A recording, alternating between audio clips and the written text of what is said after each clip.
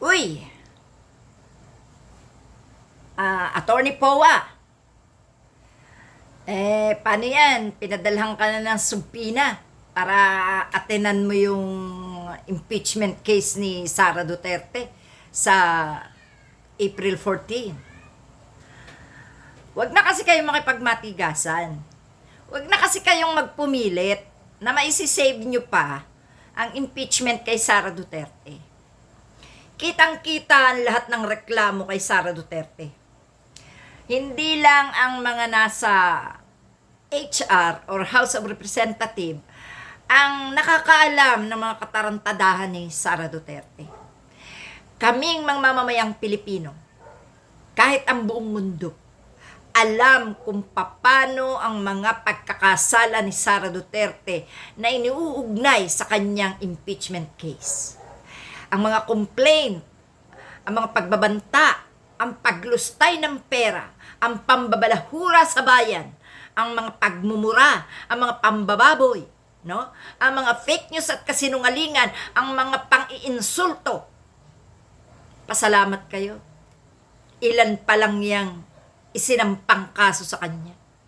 Kung kami ang masusunod ng mga Pilipino, at kung kami ang may limpak-limpak na pera, durog na durog si Sara Duterte sa kaso.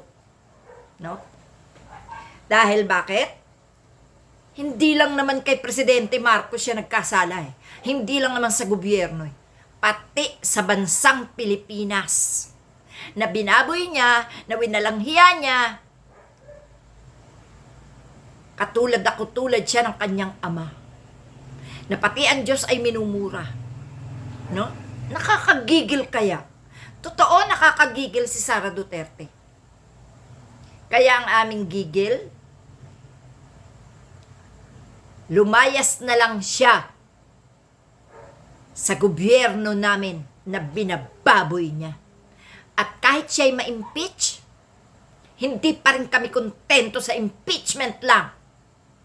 Dapat talaga mabura ang mga Duterte sa gobyerno.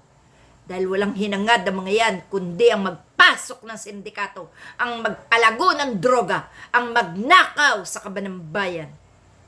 Yun. Kaya kayo ng mga abogado ni Sara Duterte, galingan nyo. Dahil kayo, tagapagtanggol lang ng kasamaan.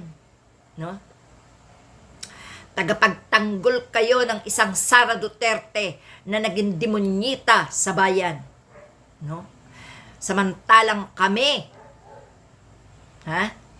kami ang nagpapasweldo sa hudas na yan, na walang ginawa, kundi ang manggulo sa bayan. Kaya mas may kapangyarihan ng taong bayan.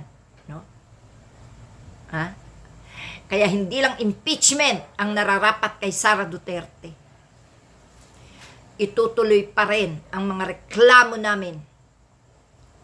Lalo na sa mga pagkonsinti niya sa tatay niya, sa mga pagpatay sa aming kapwa Pilipino.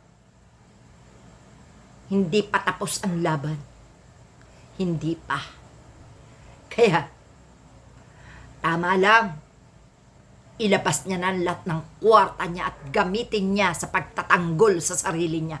Tingnan natin kung hanggang saan siya makakarating sa mga perang ninakaw nila at kinita sa kasamaan.